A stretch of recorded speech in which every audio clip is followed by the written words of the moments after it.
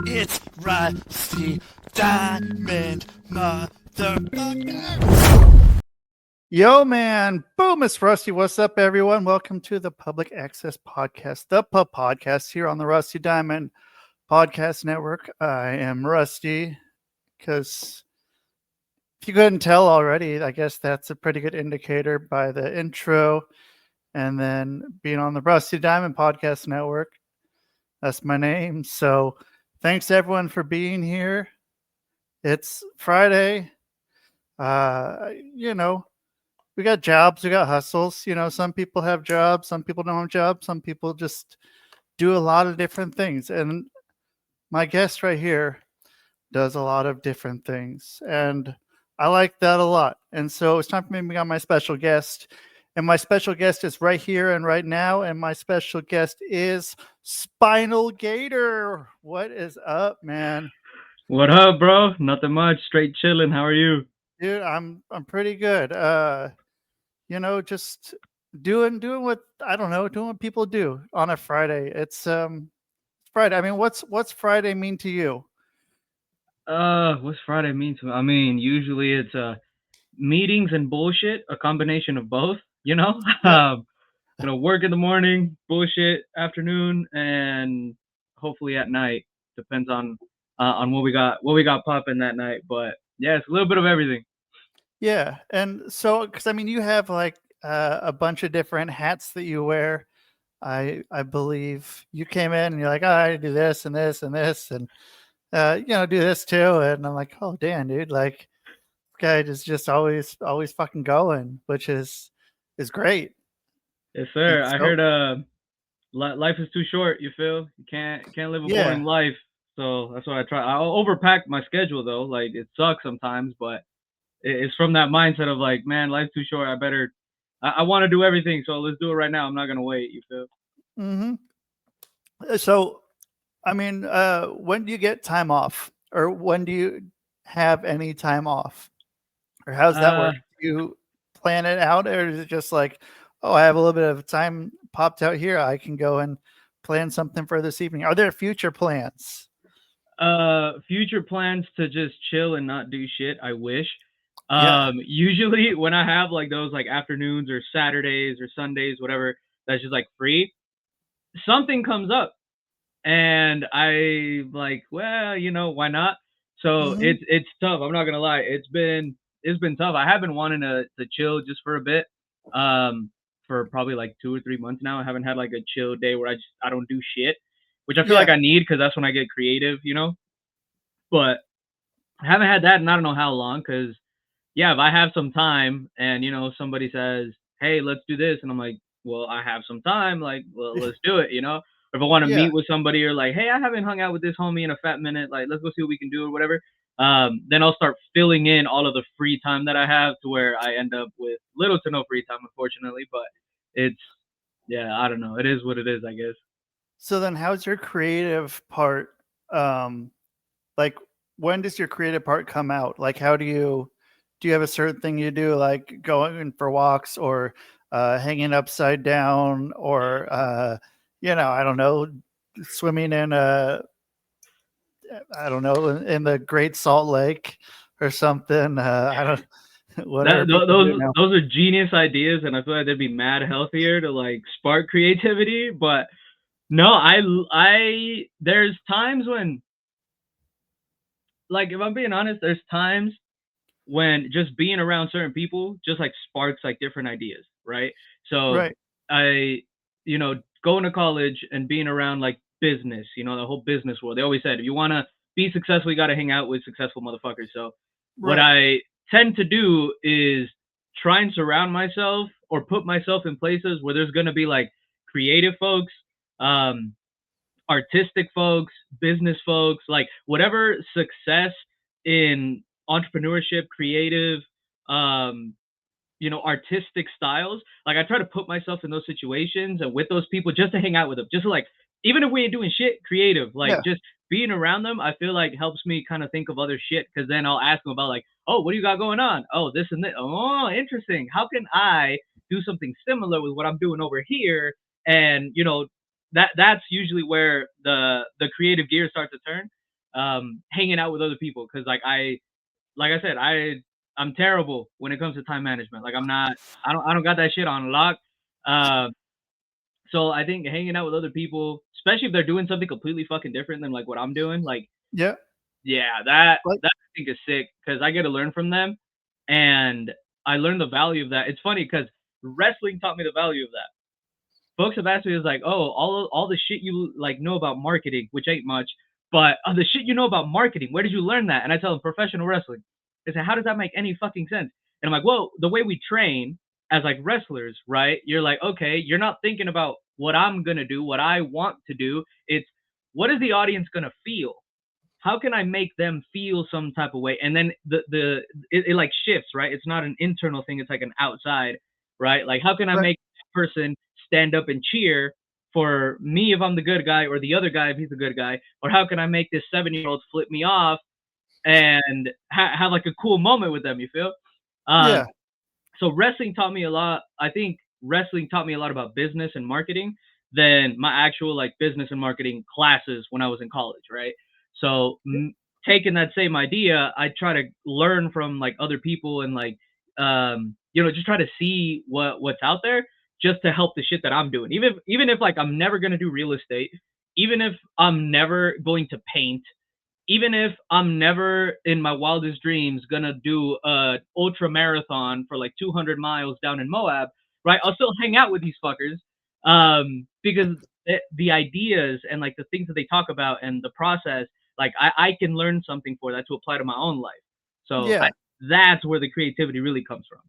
So then, are you getting like uh I don't know, are you getting ideas from weird places, like from like what's kind of like a weird place that you've gotten some sort of idea? Because like, and then what happens with those ideas? Do you run with them, or do they sit for a minute? Do you write them down? Um, I wish I would write them down, actually. I don't. I think about it and I just try and do some shit right then and there, because if not, I'm gonna forget. Like my memory sucks, and I don't write everything down, so it's a terrible combination. You feel? So I'm like, no, Right. let's do something. Let's try something out. Or I'll text somebody. Like for example, I was rewatching, actually. I don't know if you heard of Bo Burnham, the Uh, comedian. yeah. Yeah, so I was rewatching like an old, like I don't know if it's his first special, or I don't know if it was first, second, I don't fucking know. But I was Yeah. rewatching one of his specials. I think it was like 2 years, 2-ish years ago, almost. No, about a year ago, year and a half ago. I was rewatching it just for shits and giggles, and I started to get ideas to what me and my sister do. So we started a dance crew, and we have 2 shows every year. And with those shows, I'm not a fucking dancer. So what I bring to the table is hopefully something more movie like, cinematic, like what can we do to make the non-dance folks in the crowd enjoy the fucking show, even though it's a dance show, right? I'm not saying Right. that dance shows are terrible or boring or whatever. You can ask my sister, right? She did a modern dance degree, and we give her shit about it all the time, because the dancers are just running back and forth the stage. Like I'm like, nah, I can do that, you know. But I do know there's like this idea that like, oh, you need to know dance in order to come to a dance show, right? You need to know something about theater in order to come to theater. You need to know something about wrestling in order to come to one of the shows, right? And I want to destroy that and be like, no, you can be a total like new person, like newly introduced into this world, and you'll still have a great fucking time. So Yeah. my whole thing is I want to create something where folks who do not know jack shit about dance, like me when I first started this with my sister, to actually enjoy it and appreciate it and take something with them and be like, yo, that shit was fucking cool. Like, regardless of what they saw, like, even if it's like, I would never see a dance show in my fucking life. Well, you just enjoyed it, motherfucker. Like, you just saw it and you Yeah. enjoyed it and you're taking something with you.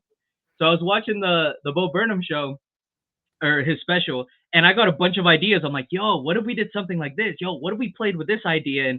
And I just immediately just called or text my sister. I'm like, yo, this would be sick. What do you think? And then she'll shut my ideas down half the time, because it's like, that has nothing to do with dance. That's fucking stupid. It's not gonna work. But then the other half of the time, where we're like, actually, we can play with that. We can do something with it. then we start, all right, cool, let's run it, let's see what it'll look like, let's look for music, let's look for what is the movement, the choreography going to look like, is it going to be audio like with a voiceover, or is it going to be like an actual song, or what's that going to look like? And then we start playing around with it. So the idea never stays in here, hopefully. The idea hopefully never just stays in my head. Like, we try and make something happen, if it makes sense, of course. Because, I mean, wrestling and comedy and like the bullshit that I do doesn't always translate well to dance. So I understand why we don't go with every idea that I have. But the ones that do, the ones that make sense, that my sister says, because she's the genius when it comes to dance, she says, yeah, that makes sense. We can do this and we can work this. All right, cool. Let's make it happen and see what we can do with it. Yeah. So yeah. And then with it being your sister, she's not going to bullshit you. And, you know, that's another good thing. You're not going to go and come in with ideas that, you know, aren't quite. She's like, well, you know, I guess it's like, no, not this one. But then, yeah, you have the ones that are fucking right that she would never get. Were there times then that you two were working together? Like, when did you start working together? Like, before the dance? Was it like, did you have some hustle when you were 9 years old or something? Or what was it? How did that happen? No, this is actually, damn, that's crazy. I didn't think about this, but Allegiant Dance Crew, ADC, is the first thing that me and my sister work on together. Yeah, that's crazy to think. It's the first thing that like we've ever done together, right? My sister Leslie and her homegirl Maddie, they both came up to me and said, hey, we have this idea. We want to start a dance crew. We want to change the way dance is presented. And to me, being like the super radical, balls to the wall type of person, I'm like, fuck yeah, we're gonna tear shit up. Like, we're gonna mess everything up and fuck everything and just like restart. Like, let's do it. And so I was in. They said, hey, we want your help. You on the business side of things, and obviously us on the dance side of things. And I was like, well, why would you want my help on the dance side of things? Like, I'm actually a G. No, just play. It made sense, right? They took care of the dance related things. I took care of the business related things, and hopefully we can make something dope happen. And this was back in 2021, 2022. We are in season 4 right now. So yeah, 2021. That they hit me up and said, hey, let's do this. Or might have been 2020, towards the end of 2020. And since then, we've had this going on, where it's kind of a balancing act between me, who comes from the only entertainment that I know is wrestling and acting, and them having probably like a million things that they're involved with, that they're fucking geniuses in, but their main thing being dance, to where, you know, it kind of brings a cool dynamic of like, I have this idea, they have better ones. Let's see what we can work together and make shit happen as far as our shows go, you know? So, yeah. So then I think I met you in like 2021 maybe, or something like that. 2022 maybe. And so then you two had just started working together, because your sister she was in the shows then too.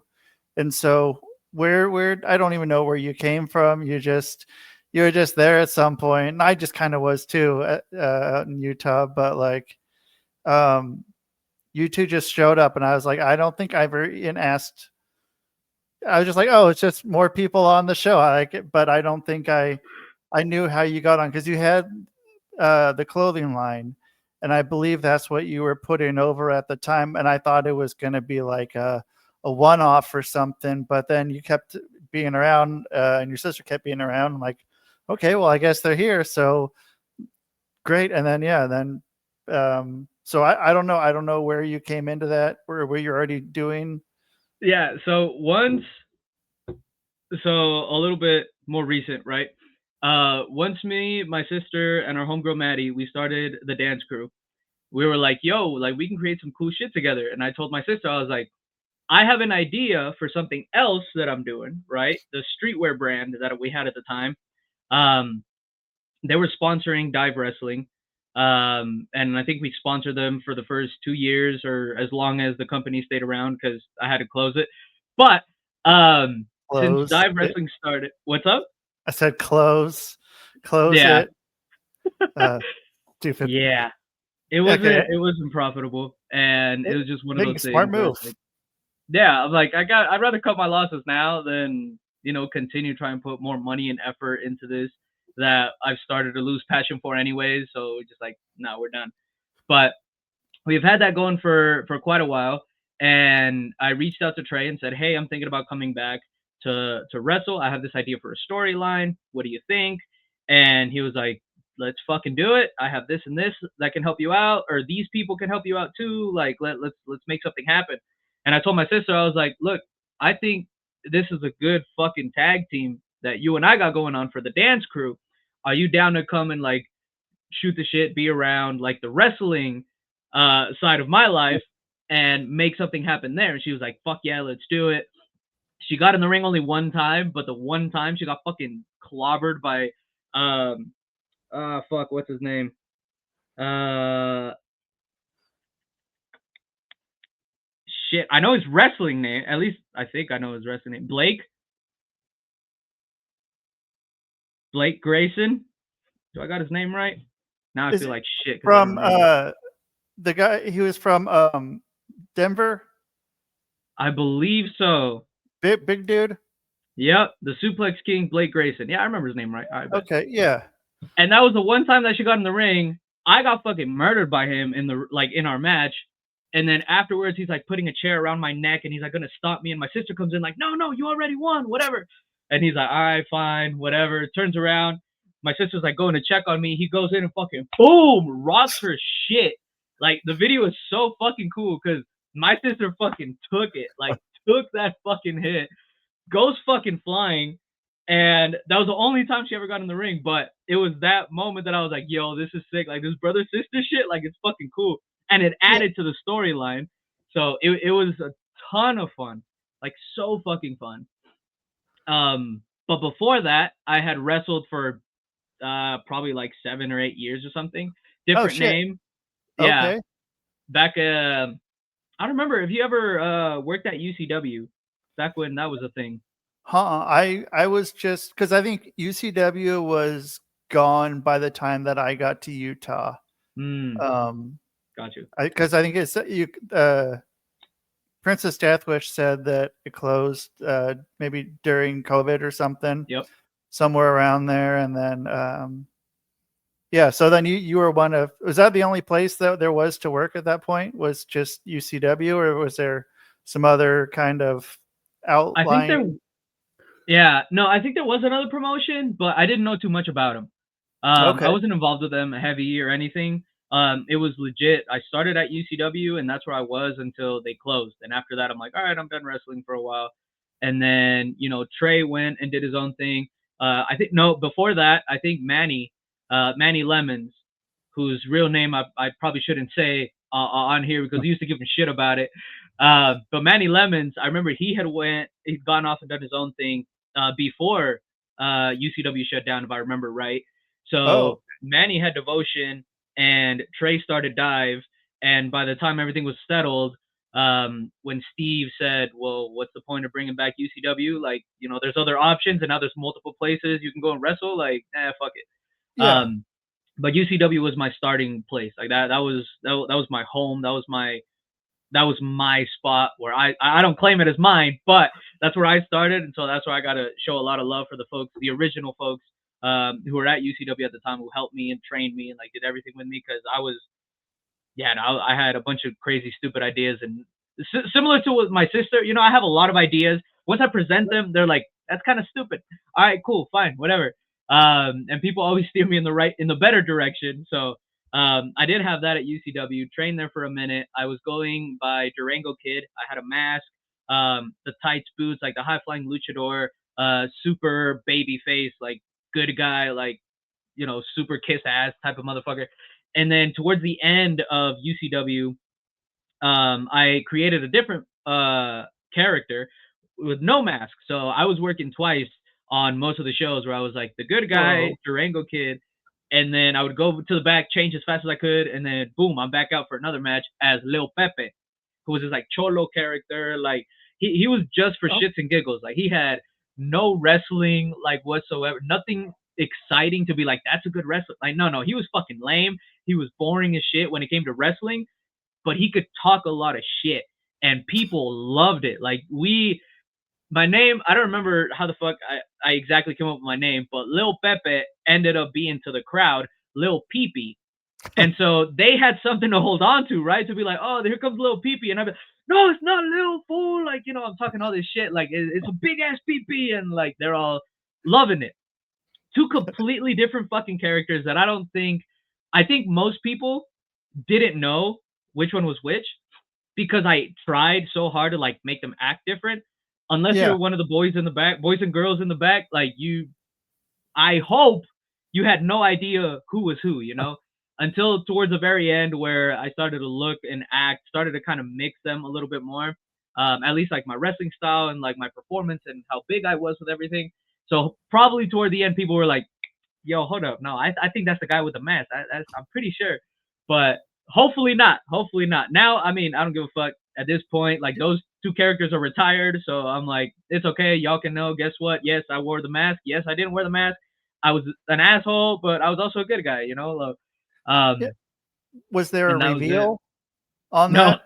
No, people just started like, oh, probably, but Yeah. I don't know. Yeah, finding out today, man.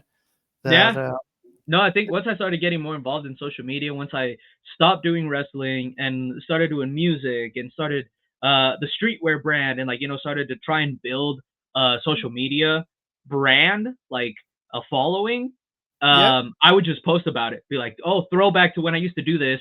And it was like a clip of Durango Kid. And they're like, what the fuck? That was you? Or, bro, ain't no way you did that, And then I'd post another throwback afterwards of Lil Pepe. Then it's like, bro, what the fuck? Who? Wait, were you doing the mask or were you? And I was like, no, yeah, I did both. Like I was doing both at the time.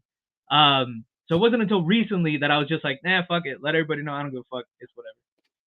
yeah. It's dude, man, working under a mask is fucking shitty.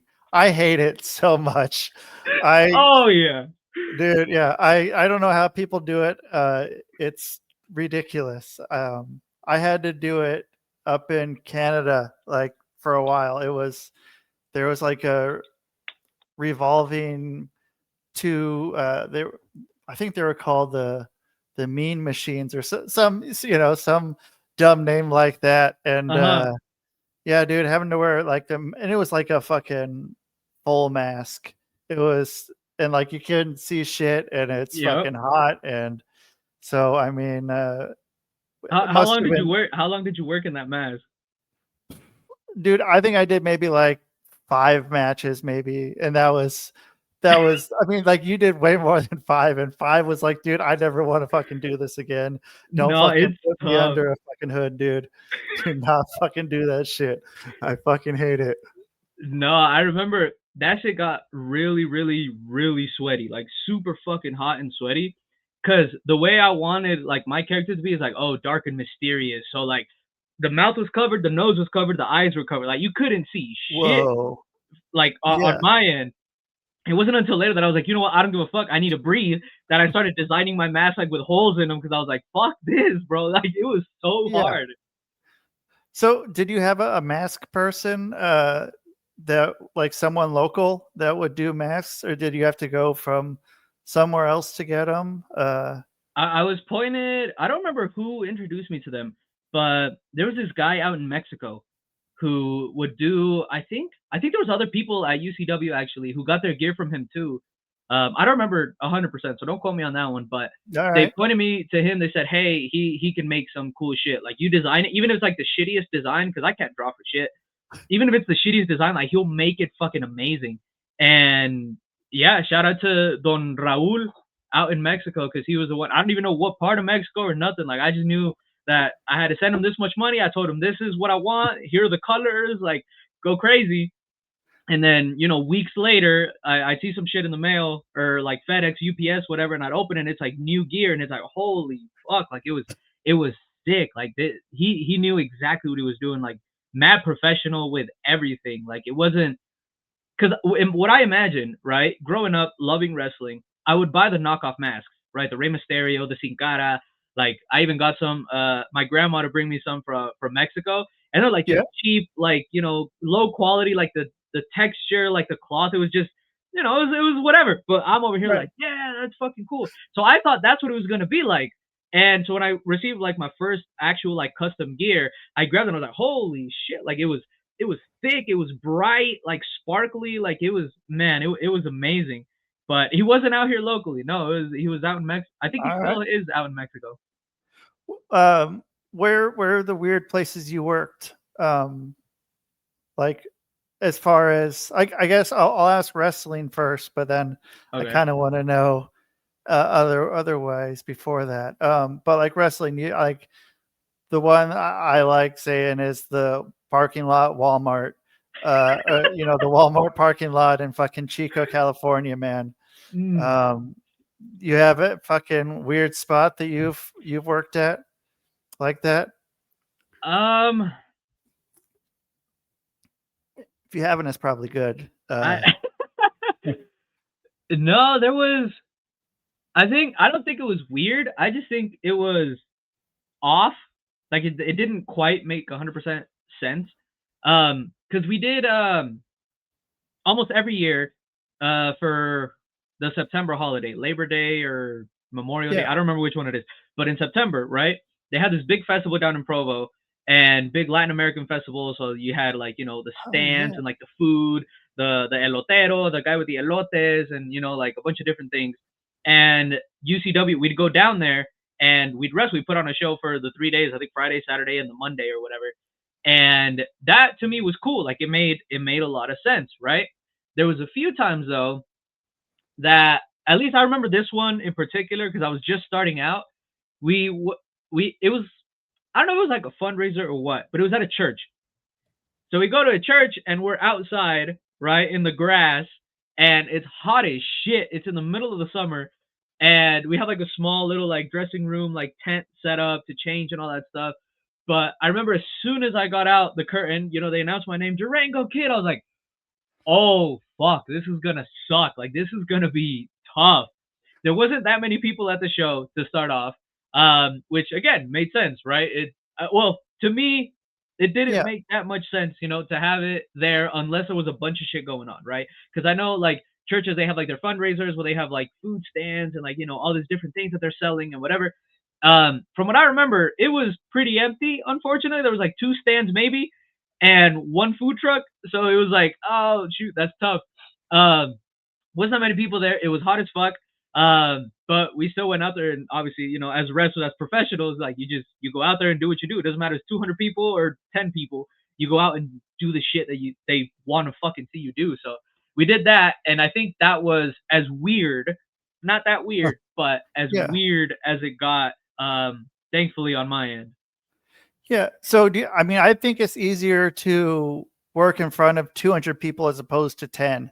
Working in front of 10 people is weird. Like, I guess weird is like going back to not using descriptive words, but yeah, dude, 10 people is hard. You got people, you can feel every one of those eyes on you. No, especially like me being a brand new like baby face, right? Yeah. I don't know how to get people excited and hyped. So I was Right, like, let's go, give me let's something. go. And you would hear one or two people like, woo, and that was it. And you're just like, oh fuck, like that shit hurts. Yeah, I feel that. Yeah, it's a good learning experience though. Oh yeah. Having that moment of they don't need to, I don't know, they don't care. They don't They're not care. care right now, dude. Like I gotta make them care. And Yeah, it was tough. yeah. And so what about other jobs? You had any jobs that were or were you just always on the hustle? Wrestling wise, I was only out here in Utah. There was Oh, one time recently that Princess Deathwish actually invited me to go out to Washington. And I that was was with the you. yeah, and that was the first and last time that I actually left like Oh, okay. traveled for wrestling. Unfortunately, I regret that a lot, but I was a little bitch when I first started. Because the folks would invite me to it, like, hey, we're going to Colorado, we're going to Idaho. Hey, there's something happening down in Vegas, so you want to? And I would always be like, no, I don't know. Like, I was a little bitch, and I was like kind of scared. I was like, no, I don't know, like, And I regret that shit like crazy, but as far as wrestling goes, that's the furthest that I have ever gone. Work related or school related, My very first year in college, my freshman year, summer right after, I got hired to go do a sales internship down in Texas. So that to me was like the big, oh shit, like he's traveling for work. It was bullshit MLM, like multi-level marketing. I do You, not recommend that shit to anybody, but I you can learned a do that lot. plenty in Utah. Oh yeah, exactly. It was a Utah company. Not to throw them under the bus, but fucking Vivint, bro. It was Oh, not okay. the Yep. company is not that bad, but my manager had a whole different fucking story. But so I did that and took it as just a learning experience because obviously it went to shit as most MLM sales experiences go. I came back and my second year in college, I did a study abroad in South Korea. So I was in Oh, South Korea for 3.5 months and blessed as hell, got an internship down there as well. So I was doing school and working out in South Korea and just, you know, living, trying to see what I can build, what I can learn, what I can do in a whole different fucking country that I was like, I don't know none of this shit, but fuck it, let's do it. yeah. Um, What'd you come across out there that was like something that there's something like you ended up loving out there that you just were like, I never knew this existed and this is all I want to do now? Something that I ended up loving that is the weirdest shit. It doesn't make any sense, but there was this chicken spot. There was this one restaurant that me and my homie would always go to. It didn't matter breakfast, lunch, or dinner. It didn't matter. I think it was every other day that we were down there. 3.5 months. Every other day, I think we went down to just for this chicken spot. It was just like literally we would get the same shit every time too. It was like a little ball of rice and a piece of chicken, and it was just fucking steaming hot. Like every time they brought it out, you'd just be like, "Oh, we about to eat good." Like it was cheap. It was so fucking good, and that is it sounds dumb as shit, but that was the number one thing that I fucking fell in love with in South Korea. Obviously, the people were fucking sick. Met a lot of dope fucking people, and the culture, the partying, like everything was so fucking cool and new. But that fucking chicken spot, man, it was man, it was a whole different fucking world. Yeah. So, what did you do when you came back? Like, you came back there from South Korea. Like, were you still like thinking like you were in South Korea, or was it like I'm back in Utah, like, and back in college, and like it's back to normal, or were there things that you were still thinking, I wish I could still doing this in South Korea? Uh, Super blessed that I didn't get the opportunity to feel that like reminiscing that like oh shit like man that was such a good time like I'm super blessed I didn't get that opportunity right away because after I came back obviously my resume changed a little bit and I got to say I worked in South Korea, right? So now all of a sudden I'm getting emails and like different people that are like, hey, these people are recruiting, like you should come like do an interview and like job offers and like all this shit. um One person in particular, shout out to the homie Caesar, he was the assistant manager of the study abroad program in South Korea, right? Cool. Yeah. And the manager was on his way out. So that South Korea was like his last thing that he was going to do, and Caesar was going to take his place. So Caesar ends up being the manager of that same study abroad program, and he hits me up and says, "Hey, bro, like I seen how you work as far as like classes go. Like I saw you were on top of your shit. You weren't a total fucking asshole. Um, would you like to be my assistant? And we'll run this again next year, but in Chile." And I was like, Oh, shit, bet. Like, let's do it. What do I got to do? So a year after that, I ended up down in Chile just for work. So we had obviously like I was just a junior. I was not in school. I had to do like a leave of absence shit where I was like, I'm not doing classes because I'm gonna go work in Chile. And everybody and their mom was like, you fucking do that. So I was out there just working for him and being a TA for like the classes that the students were taking and all that. And he also helped me out, hooked it up with another internship. So I also worked out in Chile as well. So I was out there working and obviously having the time of my fucking life out there. Chile was fucking cool because apparently, historically speaking, Chileans and Mexicans get along like so fucking nice. And I had no fucking cool. clue, right? I pull up, I start, getting to meet people, going to parties and whatever, and they're like, "Where are you from?" And I was like, "Well, I'm from the United States, but I'm Mexican." And the only thing that's it. That's all they had to hear. They heard Mexico, and they'd be like, Mexico, and boom, all of a sudden now you're best fucking friends, and like you're drinking and partying and all this shit with all these people just because I'm Mexican. So that was a fucking blast in a whole different world as well. But yeah, after that, I came back and the traveling stopped a little bit, which grateful for, to finally, finish my fucking degree. The reason why I went to college in the first place. And that's when I was able to finally reminisce, like, holy fuck, like South Korea was so cool. Like I learned this, I miss this and this and this. And same with Chile. Like, oh fuck, remember that time in Chile? Bro, yes, I remember, and like this and this. But that came way after, because everything I felt like since I started college, as soon as I graduated high school, everything was just back to back, and it hasn't slowed down to this day.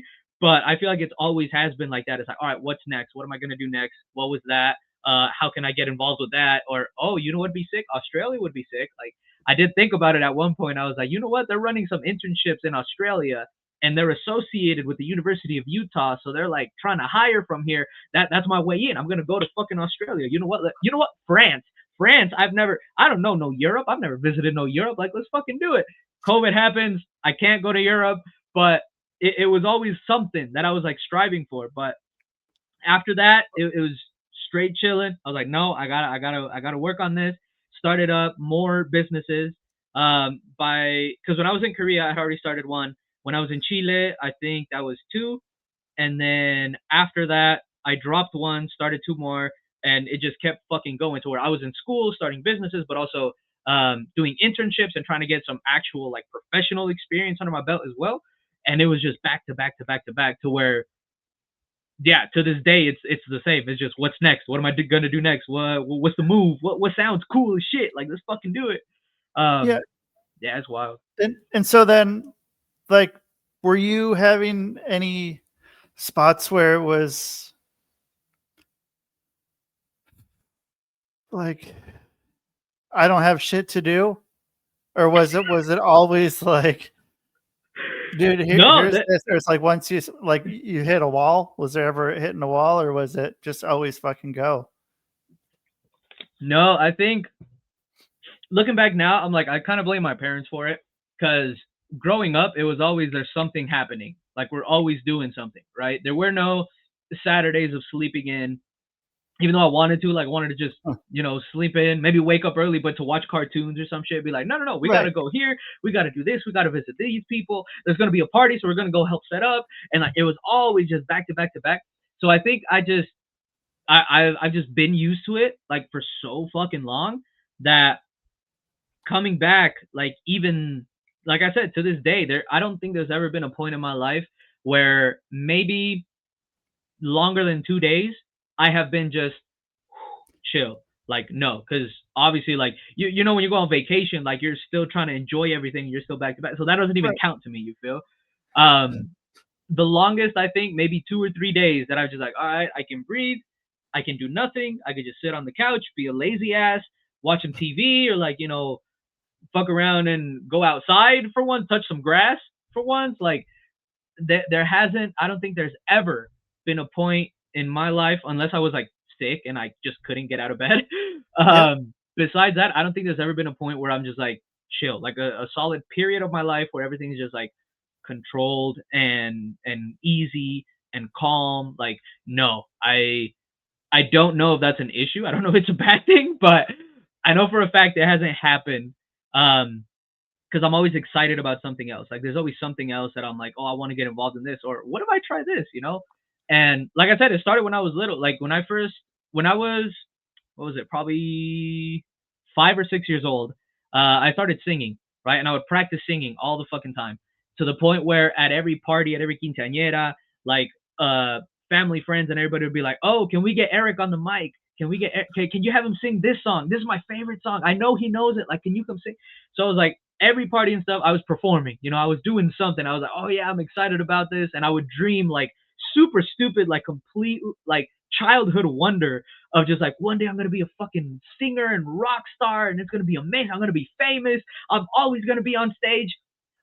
Then I get bored, and then I was like, all right, cool, fuck this. What am I gonna do next? Well, magic is fucking cool. Actually, I saw this David Blaine show, like when he was doing street magic or whatever, and I was like, that'd be sick as fuck. I started going on YouTube and like buying kits. I told my parents, I was like, can you buy me this? Like, this is what I want for Christmas, for my birthday. I just want different like magic kits. And I started reading books and like watching YouTube videos and started doing magic. And so there was a point in my life where now, yeah, I'm not singing anymore, but I'm not bored. I'm still doing some shit because now magic is what I'm fucking interested in. Once that fucking died, then it was wrestling. I started wrestling at 15, and I was like, no, wrestling is the fucking shit, right? This is what I want to fucking do. Towards the end of high school, I picked up parkour. I started training parkour just like on YouTube, just like learning different shit and going outside and fucking around, breaking my ankles and just trying to figure stuff out and training and trying to do something with it. And then college hits, and it was just different places that I wanted to go to, different companies that I wanted to work for.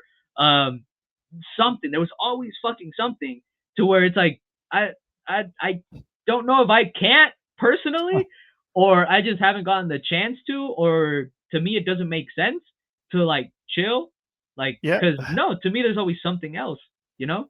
So, do you have like a I don't know, a vision board type of something or other I do in one not. way or another? I Do do you? not. I had a whiteboard up in my room actually back here at one point, but it wasn't like a vision board. It wasn't like things that I wanted to do. It was more like who am I and a reminder. So I like every morning I would like read through the list. I'm like, all right, I'm a hard fucking worker. All right, cool. I am this type of I'm a leader. All right, cool. What does a leader do? I'm an athlete when I was wrestling. What does an athlete do? What does a wrestler do? To just kind of remind me every day of like, all right, this is the mode that I'm in. This is what I gotta focus on for today, tomorrow, or I got the show coming up this weekend or whatever. But never like an actual vision board of like what I want to do or like, some big goal that I wanted to accomplish. It's more just like a day to day, like I'm fucking bored. I want to do this today. Let's see if we can make it happen. And if not, how long will it take me? What do I got to plan right now? What I got to do right now? And what I got to plan to do next week, the week after, so that I can make it happen in a month. And then once it happens, then it's like it either succeeds and cool, or it fails and I'm like, all right, cool. What did I learn from it? Did I like it? Did I enjoy it? Would I be willing to go through this process again to fail? Or is this going to be one of those things where I'm just like, all right, you know what? I'm out. I'm done. I'm fucking bored. Um, no vision board, just kind of bullshitting day to day life. So then, are you you're erasing those after a certain while and are updating the board of somewhat, and with the like, so are you saying this only in the morning? Are you saying anything at night then too before you go to bed? I did I took down the whiteboard a long Oh, time ago. But at the time when I was doing it, it was just in the morning. It was just in the morning where I was like, look at it, and I'd be like, all right, this is who I am, and this is who I want to be. Because a lot of it was shit that I wasn't at the time, right? It was like, oh, a good leader, a successful businessman, a good brother, a good son. And I was like, no, I know I got some fucking flaws, like in all aspects of life. I know I'm not there yet, but it was just one of those things that I'm like, I read it in order to brainwash myself to think that I am and to start acting like what that type of person would do, if that makes sense. And I did that for a while, but then yeah, the hook fell and the whiteboard fell, and so I was like, all right, I'm not putting up the whiteboard no more, and that was it. yeah, self hypnosis, man. Yeah, You know, it works. It yeah, you works. go and say it, it's going to happen. That's what you're telling yourself, and especially either first thing in the morning or last thing before you go to sleep. Yep. You go and you get that in there, and eventually it's going to happen. And so, like you brought up failed businesses. What have you learned most from failed businesses? I've had a big number of failed businesses, but I needed a lesson from all of them. I feel like I've taken more than the successful ones for the most Mm-hmm. part. That's What usually have how you? it be, I think. What's that? I said that's usually how it be, I think. Mm-hmm. You have to go through the bullshit. You got to go through the horse shit in order to reach the amazing meadow of sunshine and rainbow and flowers that you imagine at one point. Like, no, you got to dig through the horse shit, dig it up yourself, put it on the wheelbarrow, and like, I think that's how it is. I when I first told the folks around me, is like, hey, I'm thinking I want to go the entrepreneurial route with my life. Start some businesses, maybe flip them, or maybe just have a lifestyle business where this is just what I do always, and it's just fun and it's exciting for me. Like, I don't fucking know. And they would always tell me the same shit. They'd say, that 9 out of 10 businesses fail, right? And I said, I bet. So I got to start 10. That's what I heard. That's this is in my ignorance and like my young like delusional. Some people call it delusional. I think it's like hopeful and positive optimism. Right. That's what I thought. It was like 9 out of 10 businesses fails, and I was like, all right, cool. So that means I got to start 10, and then I'll get the one that'll fucking do some shit. You feel? But it was the failures, man, that actually taught me something and forced me to adjust whatever I needed to adjust. Like, my very first business was a nonprofit scholarship, right? And a nonprofit scholarship, me being 19 years old, not having no cachet, like no importance to my name, like nobody knows who the fuck I am. I'm just some random 19-year-old who decided he wanted to start some shit. So I have no connections. I don't know what the fuck I'm doing. I'm just trying to do something. In my head, I was thinking, well, I'm blessed. I have a full ride scholarship, so I don't have to pay for school. So I can work, and whatever money I make there, I pay my bills, and then I can give somebody else the opportunity to fucking go to college, And I was like, we can do that, and then we'll get sponsors, and then we'll start getting donors, people who consistently just donate to the program. Oh, it's gonna be fucking amazing. No, none of it fucking happened. So many fucking failed attempts, so many cold calls, like me going in person to like these businesses and be like, all right, who's the person in charge? Who's your supervisor? Who's your supervisor? Like, who can I talk to that actually makes the decisions to be like, yo, do you want to partner on some shit? We can make an event, or we can just do some promo, like something. I don't know how the fuck to do none of this shit, but I've heard this is how you're supposed to do the shit. So this is what I'm trying to do. And so many people just no, or sure, I'll help you like this, just a little bit because I don't know you, which again makes sense now. But in the moment, I'm taking it all personal. I'm 19. I'm thinking, yo, this mission is fucking sick. Like, who wouldn't want to help somebody reach their fucking dream, especially if their dream is like to go to college, right? Like, who wouldn't want to be a part of that shit? I had no marketing skills. I had no social media skills. I had no way of influencing, like no actual influence with anybody to bring people in to do this, or to bring people in to have other people be like down as fuck to sponsor anything. Like, I had nothing, absolutely fucking nothing. So where everything just started going sideways, and I was like, I'm the fucking issue.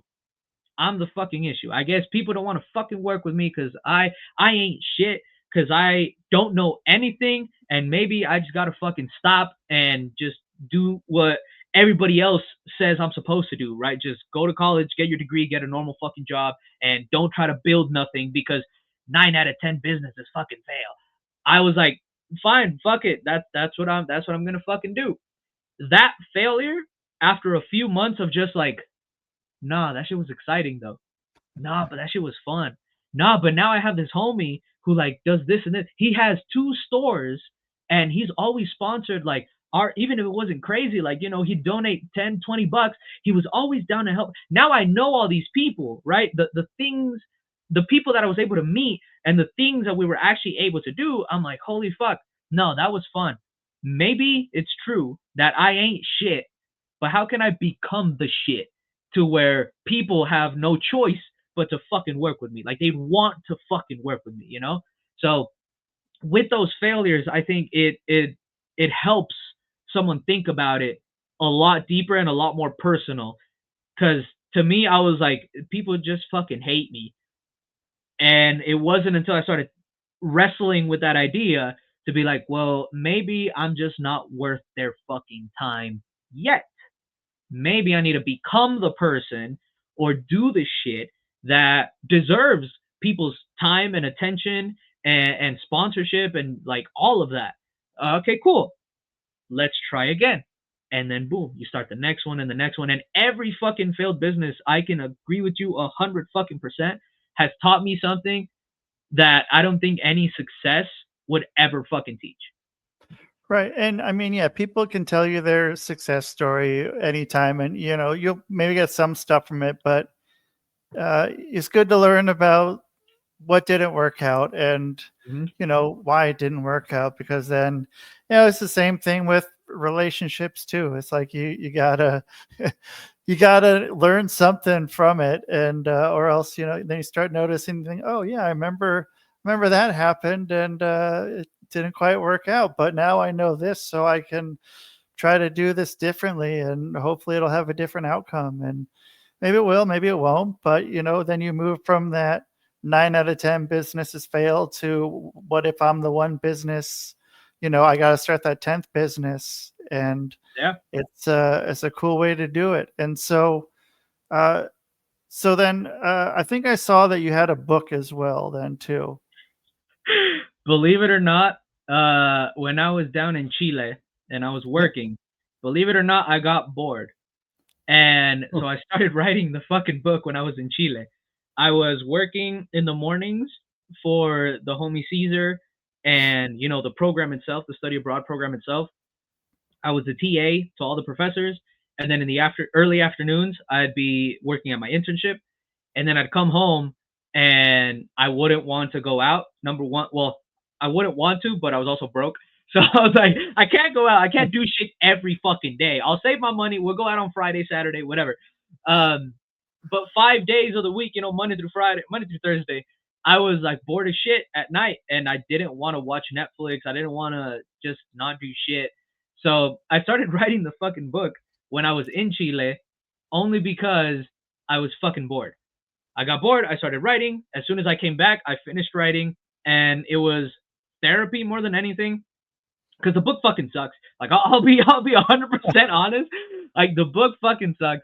It's not well written because obviously, like I've never written a fucking book before. I didn't Google search how to write a book. Like I didn't do shit. I was just like, this is a story that I think is cool. Chapter 1. All right, this is another story that I think is cool. Chapter 2. This is another one, and I just fucking ran it, right? yeah. And so it sucks. I know it sucks. It's not great. It's not cohesive. Like you can read it in a fucking day. Like it's short. It's whatever. But it was cool as shit to be like, I self-published a fucking book. Yeah. It wasn't that crazy. It wasn't that big a deal. It wasn't a New York Times best fucking like nothing. But to me, just to be able to say like, I self-published a fucking book. If anybody in my fucking life ever says I'm thinking about becoming an author, I can be like, you should fucking do it. Like, and it won't come from a place of me speaking out my ass trying to say follow your dreams. No, it'd be me saying my dumbass did that shit. Like Yeah. if I can do it, then fuck yeah, you should fucking do it. So that I think was the biggest thing. But the book is literally me speaking to somebody. And some of my homies who did buy the book and read through it, they're like, bro, I read it and like you're talking to me. And I'm like, yeah, because I don't know how to write. Like, I don't know how to make it professional, make it sound cool. Like, storytelling, I was just barely getting into it, except for wrestling, obviously.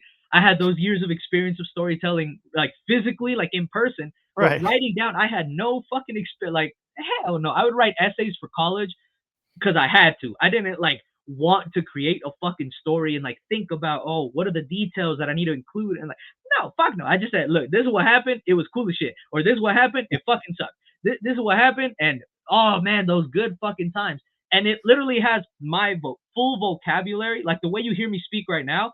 That's Yep. how the book is written. That's exactly how the book is. So yeah, no, it's not gonna be a New York Times bestseller. It's not gonna be like, holy shit, like this inspired me and motivated me to do this and like no, it's just my fucking story. Put it in a book. I put it out Amazon, like because it's easy and it's there, it's available, like anybody can do it, and Yeah. I fucking did it.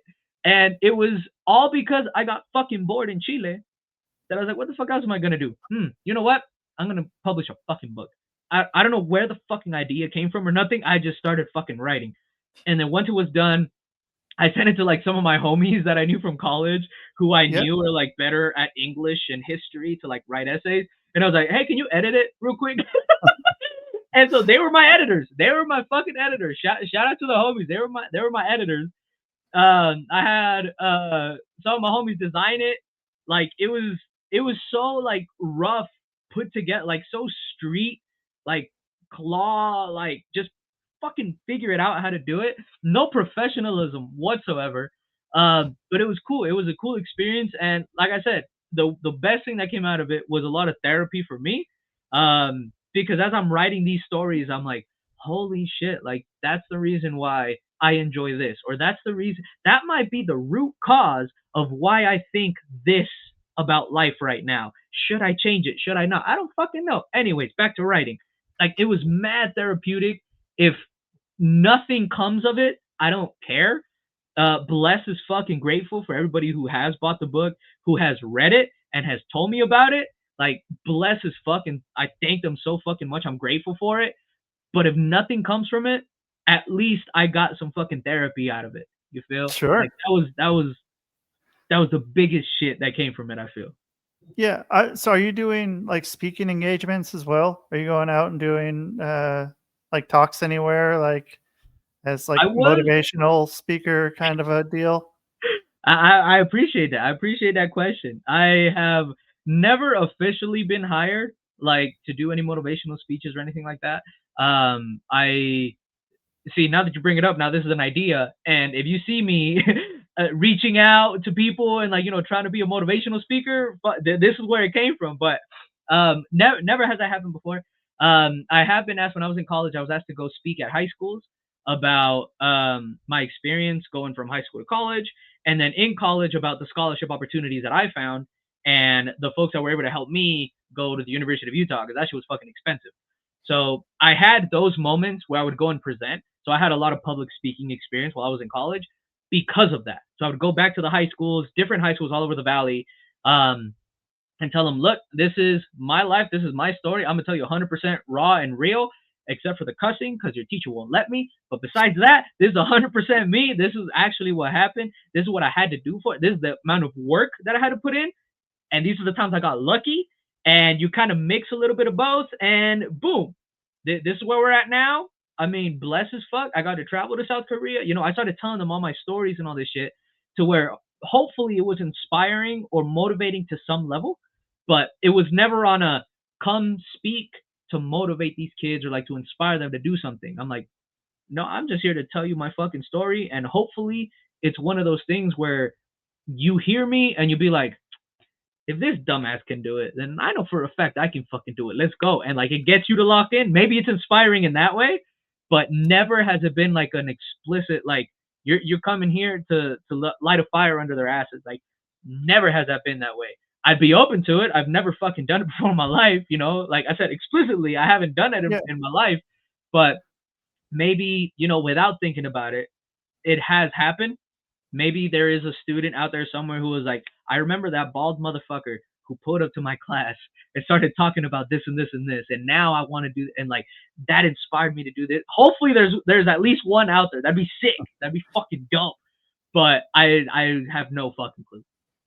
Well, I mean, there'll be more eventually, man. And so then where can they find you to reach out to work with you to, get you for speaking engagements or the other dude, your fucking link tree is like is so long, dude. I'm like, Jesus, man, like mine's pretty long, dude, but yours is definitely longer than mine, dude. I'm like, wow, this okay. It just keeps going, but I'm like, that's what I expected. So Yeah.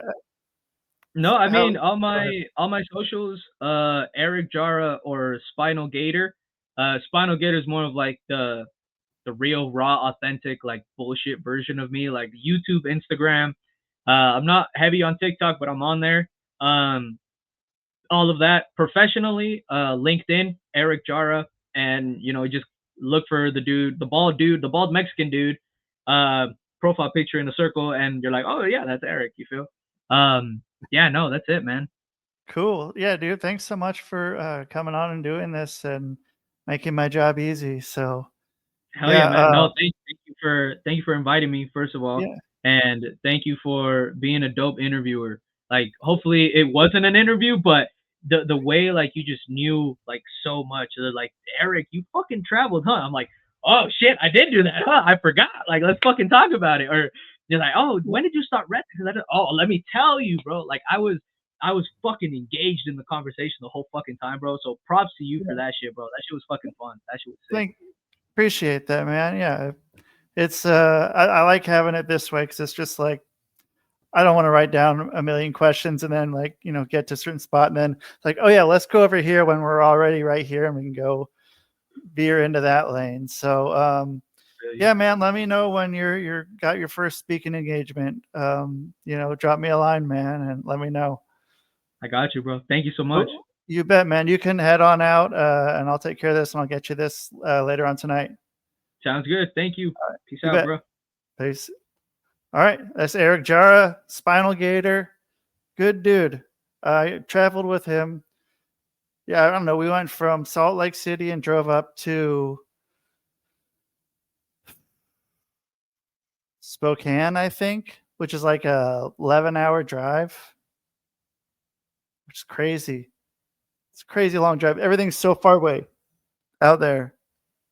But yeah, that's SpinalGator. So find him, work with him, do whatever you need.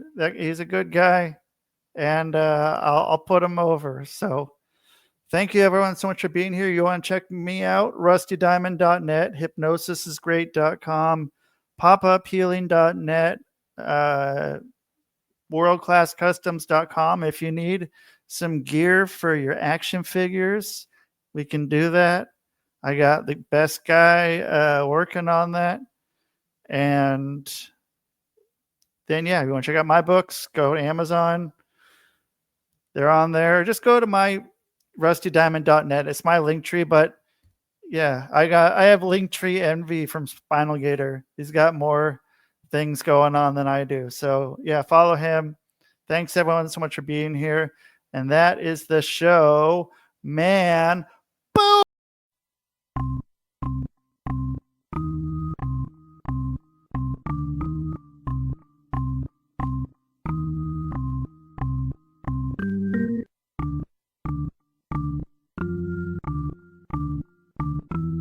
It's Rusty Diamond, motherfucker.